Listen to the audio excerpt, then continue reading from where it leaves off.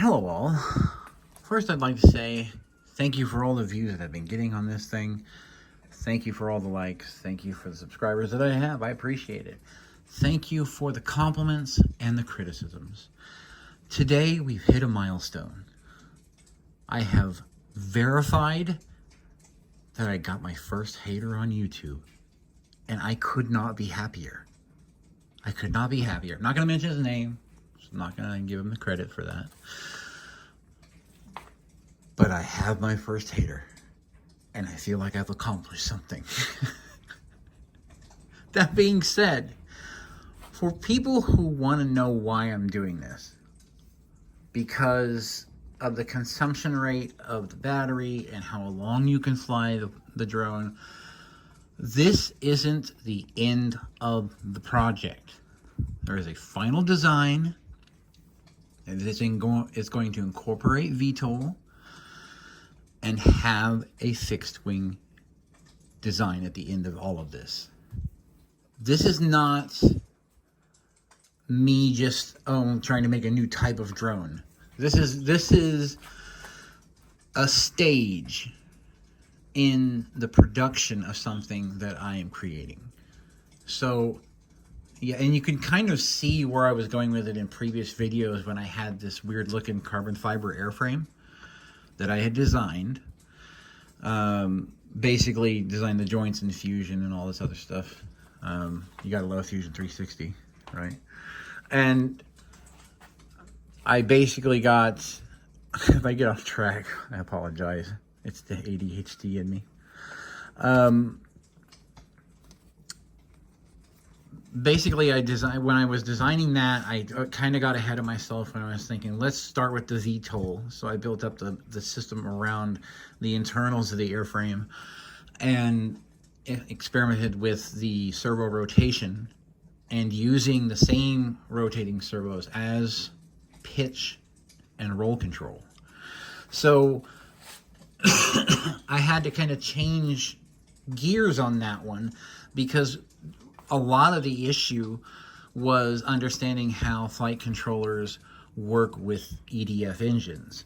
You have a much higher RPM rating. It has to be the PID has to be fine-tuned because the reactions have to be as efficient with open propellers, but they have to happen much faster.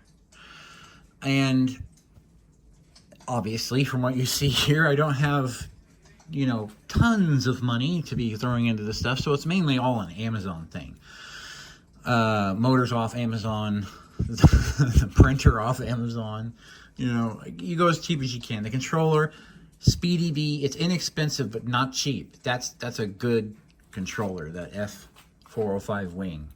I got to give them credit for that because I flipped this thing over and beat the living hell out of it, and it's still going. You see, I went off on another tangent. My apologies. The point is to understand not only iNav, since I really hadn't done anything with iNav in the past, or Speedy B's app as well. I hadn't done anything with that either. So it was more of a understanding how to program flight controllers on top of understanding the current demands of the engines.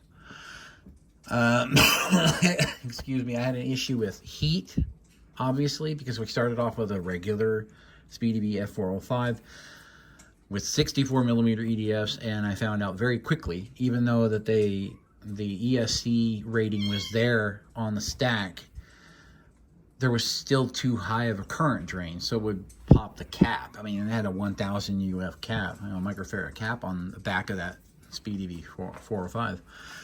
And the wing gave me the opportunity, and I probably could have done it with the other controller as well, but the wing gave me the opportunity to introduce VTOL, plus it has all the sensors around it that you can plug in for GPS, for, airspeed, for everything.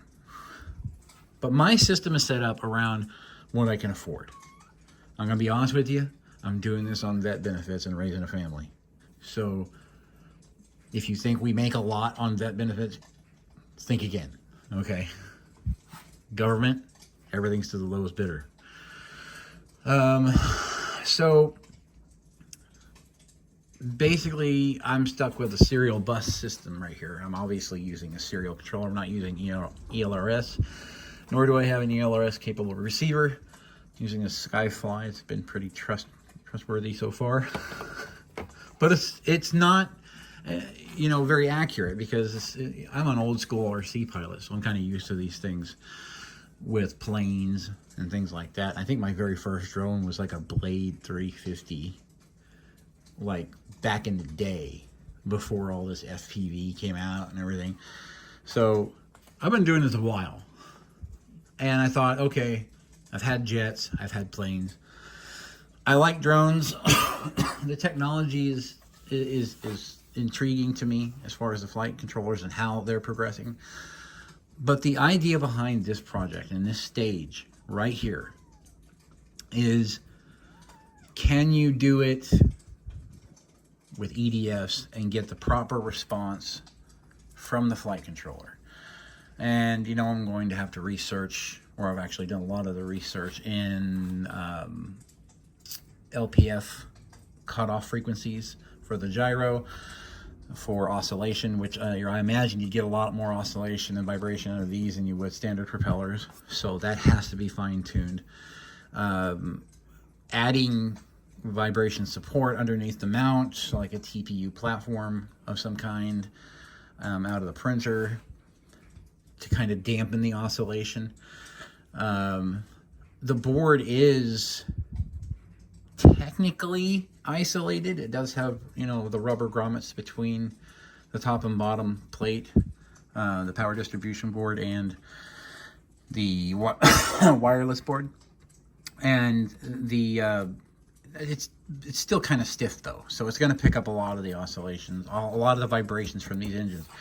And I have noticed, since these are Amazon motors, not going to be the most reliable, I get a little bit of play in the bearings, and that's from unbalanced blades generally pushing the motors pretty hard.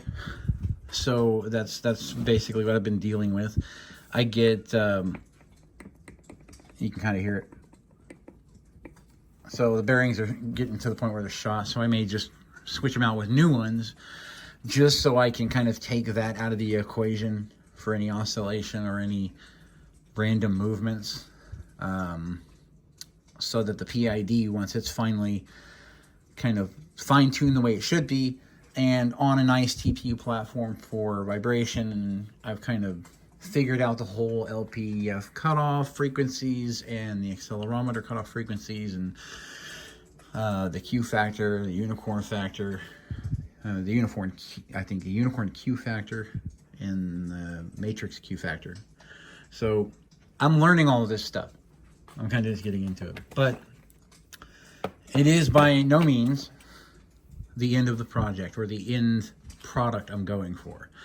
It is it's an experimental platform specifically to understand the language between the EDFs, the ESCs, and the flight controller. And I'm not even using D-Shot yet. I'm just running on standard ESCs. So throttle calibration can sometimes become an issue. One of the motors, because of what I've put it through, maybe drawing more current but getting less RPMs. It's really a balancing act.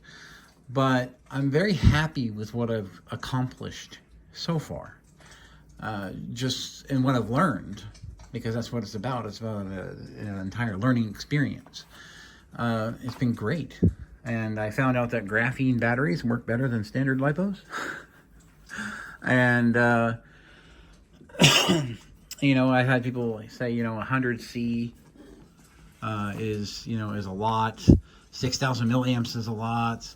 You could run a standard drone forever on that. Well, I mean, I'm glad. I'm glad that if you had that battery, you could run your drones forever. I mean, more power to you, right?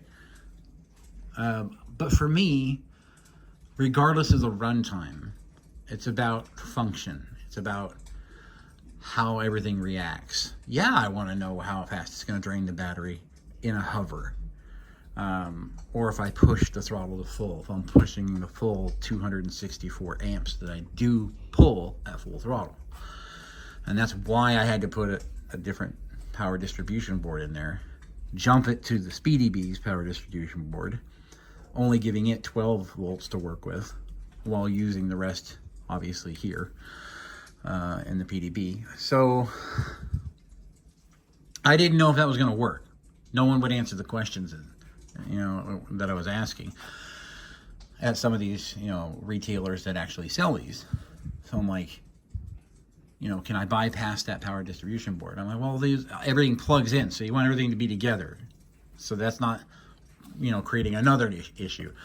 So all I did was just take a 12 volt output from my board and then put it into the board or the PDB on the SpeedyB. And then it gave me the 12 volts to operate this and any servos in the future that I might have to operate. The motor controls came directly from the board and then went straight to the pins. All I needed was the signal wires for the motors. That's all I needed. And then the ESCs are obviously wired into the power distribution board. I don't have telemetry coming back to this from the ESC to the SpeedyB, and I don't have telemetry going from the SpeedyB to the radio because it's not ELRS. It's S-Bus. That's what I'm running because, to be honest, that's what I could afford. So to anyone who has questions about what's going on here and what I'm doing, like I said, there is an end goal. It is not this. This is a test platform. I'm going to pull these off, add D-shot ESCs, see how they respond, move, and then I move along. I keep going. Change the motors out for maybe a different style of motor or a different brand, just to see or a different kilovolt rating, just to see what happens. That's the whole point. It's experimentation. You get out there and you do it. I mean, you don't spend, 10 years like the government does with NASA researching or building something and then launch it and it goes and it may or may not work.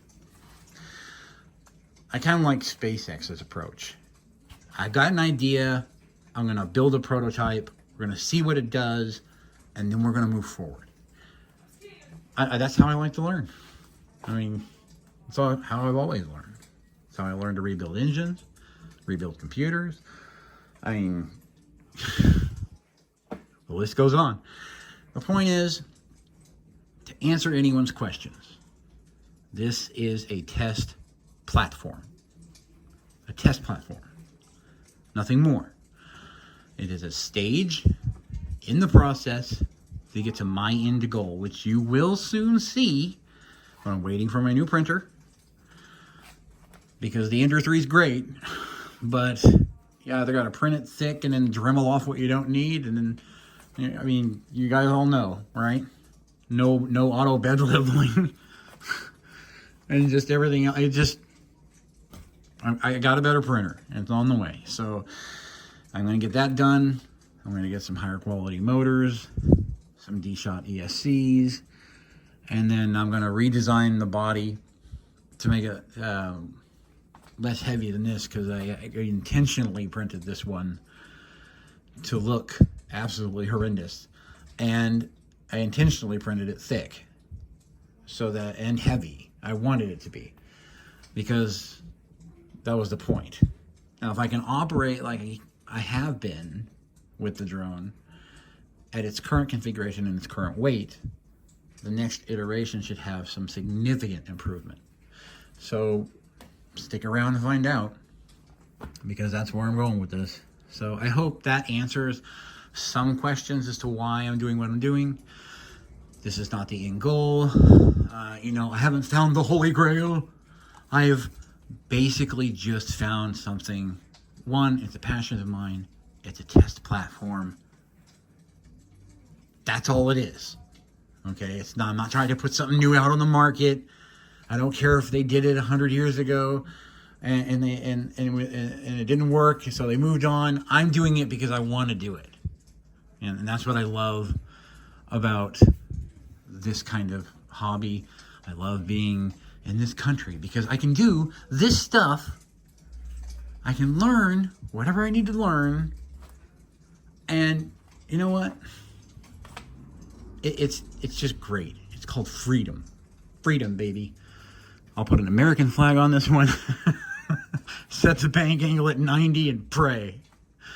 But just stay tuned because you'll see what's going on in the future. This is not going to be a quick project. This is going to be, it's going to span some time. That's why I'm doing this. So, you know, be patient, you know, and for the ones who can't be, the ones who have to be haters, and I welcome all of you. I will try to find your constructive criticism with inside your insults, and I will move on. I'll be thankful for them. You're beautiful human beings. You just, you know, you need to get out more. Anyway, love you all. Thanks for those who have subscribed. And remember, if you stuck around this far, that once I do hit 100, I've got some lipos I'm giving away. And they may work for people who use smaller drones. Because they are roaring top, 850 milliamp, 14.8 volt ADC batteries. Which I know a lot of you freestyle pilots love. So, at least I believe you do. I don't really know. But I know you might be able to use them. So, what the heck, right? Anyway, till next time, see you soon.